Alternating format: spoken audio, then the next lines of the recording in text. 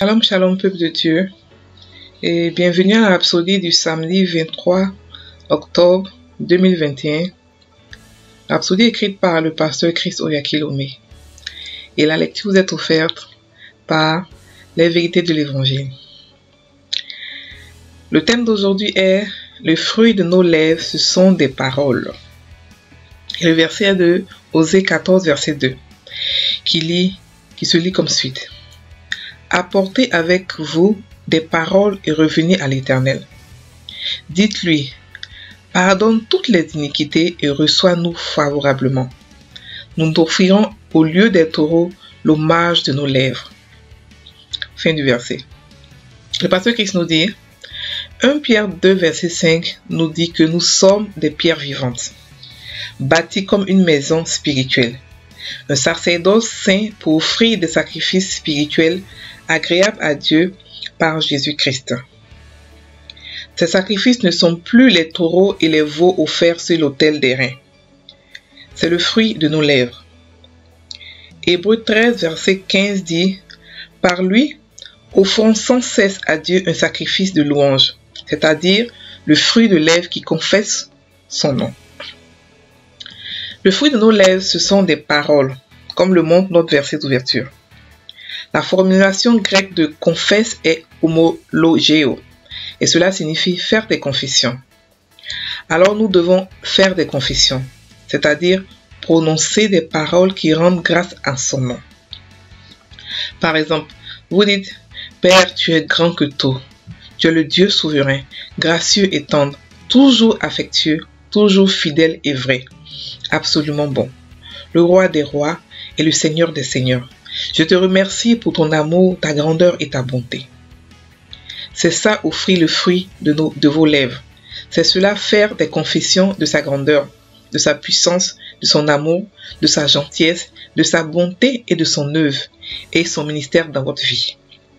Ces fruits de nos lèvres, qui sont des paroles que nous offrons, doivent se faire continuellement, tout comme le faisaient les sacrificateurs de l'Ancien Testament.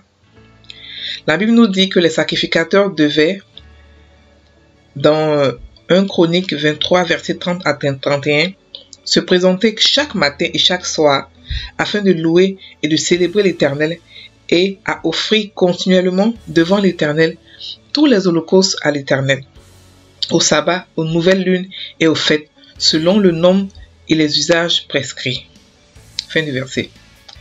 Dans le Nouveau Testament, avec nos paroles, nous sommes tenus d'offrir continuellement des sacrifices spirituels. Vous pouvez pratiquer cela maintenant même. Avec un cœur plein d'actions de grâce et de louange, confessez combien il est grand et combien son nom est incomparable. Rendez des sacrifices de louange à sa majesté. Exaltez sa grandeur et adorez son saint nom. Rappelez-vous qu'il n'y a personne comme lui, car son royaume et son règne sont éternels. Alléluia. Fin de la Rhapsodie.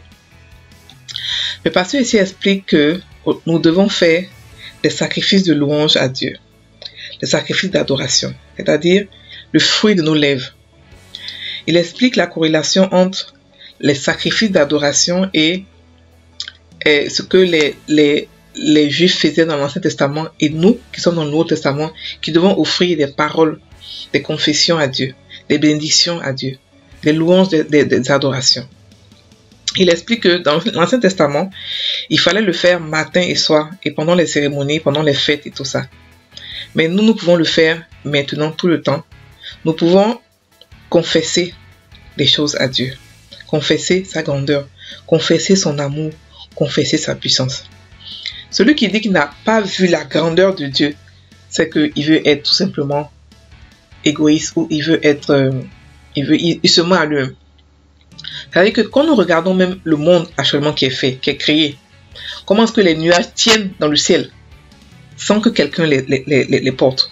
Comment est-ce qu'un enfant dans le ventre de sa mère attend 9 mois? Il est là-bas, il est dans de l'eau, il sort, il respire normalement. Pendant 9 mois. Il y a tellement de choses qui montrent la grandeur de Dieu. Mais par contre, nous, en tant que chrétiens, nous avons vécu des événements, nous avons vécu des challenges que Dieu nous a fait sortir de. Et nous devons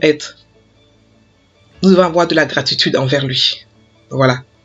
Et ce qu'il nous a fait, rien qu'en pensant mais ce qu'il nous a fait, c'est-à-dire qu'il nous a rendu Dieu comme lui. Il a mis en nous son esprit, afin que nous soyons comme lui. Il nous a rendu Dieu, il nous a donné son autorité dans le nom de Jésus, pour commander sur Satan, sur tous ses démons, et pour commander aussi dans le ciel. Pas seulement en enfer, mais dans le ciel, sur la terre et sous la terre. C'est-à-dire que sur 3 dimensions. Il nous a donné la prospérité, la santé divine. Tout ça, c'est un package. C'est-à-dire que lorsqu'on devient chrétien, tout est dedans. Nous devons, et rien qu'à voir ça, nous devons lui rendre toute la gloire. Nous devons lui rendre grâce. C'est-à-dire que nous devons d'abord le bénir. Ensuite de cela, nous devons confesser la grandeur de son nom. Donc, le pasteur dit que nos confessions sont comme un sacrifice de louange et que ça doit se faire de manière continuelle. Continuelle. Lorsque vous priez beaucoup en langue ou lorsque vous méditez beaucoup la Bible, votre esprit continue de prier. Je ne sais pas si ça vous est déjà arrivé, mais essayez de prier en langue, pas en français. Prier en langue et essayez de prier, de méditer la Bible ou d'étudier beaucoup la Bible. Vous allez voir que même quand vous dormez la nuit, votre esprit continue d'étudier, de prier, de louer. Ce que vous faites dans la journée, c'est ce que votre esprit fait la nuit. Donc, il est possible, en tant que chrétien, d'offrir des sacrifices de louange à Dieu de manière continuelle. Il a même donné ici un exemple. Il a dit, vous pouvez dire, Père, tu es plus grand que tous. Tu es le Dieu souverain, gracieux et tendre, toujours affectueux, toujours fidèle et vrai, absolument bon, le roi des rois et le Seigneur des seigneurs. Je te remercie pour ton amour, ta grandeur et ta bonté. Donc vous voyez que c'est pas vraiment compliqué. Lorsque vous faites ça, ça vient du cœur parce que vous savez que Dieu est bon. Dieu est bon. Seulement imaginez, pensez à tout ce qu'il a fait pour vous d'abord et pensez aussi à ce qui vous a rendu. Il vous a rendu super naturel. Il vous a rendu des dieux comme lui. Pas des dieux compris, comme je dis toujours, mais des dieux qui ont la même nature que lui. Il est le seul qui mérite d'être prié, d'être adoré. Nous sommes des dieux, peut-être des dieux auxiliaires, mais nous sommes aussi des dieux parce qu'il nous a donné sa nature. Donc, quand un Dieu bénit un Dieu, c'est vraiment beaucoup de puissance. Donc, nous pouvons aussi offrir des sacrifices, des sacrifices de louange qui sont le fruit de nos lèvres. Et comme je dis toujours, nous sommes des dieux. Et lorsque nous sommes des rois, lorsque nous parlons, nous faisons des décrets. Lorsque nous disons que Seigneur, tu es grand, c'est un décret. C'est pas quelque chose qu'on peut discuter. Non, c'est un décret. Il est grand, il est bon. C'est ce qu'il est. Voilà. Donc, il aime ça. Dieu aime ça. Et la Bible a montré plusieurs fois, à plusieurs reprises, comment dans l'Ancien Testament, les Israéliens ont combattu avec des louanges, avec des adorations. Donc, l'adoration et la louange est extrêmement puissant. C'est aussi une arme de combat, une arme pour pouvoir changer les situations, une arme pour faire beaucoup de choses. Donc, ne vous privez pas de le faire. Faites-le tout le temps. Tout le temps. Dans votre esprit, faites-le tout le temps. Et c'est comme ça que vous êtes aussi rempli de Dieu. Lorsqu'on vous le faites tout le temps, vous vous remplissez aussi du Saint-Esprit, de sa plénitude. Voilà, donc nous allons faire maintenant la prière. Merci, Père béni,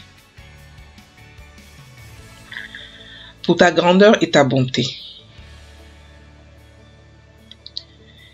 Tu es le seul vrai et sage Dieu qui règne et domine dans les affaires des hommes. Le seul souverain béni. À toi, Seigneur, soit toute la gloire,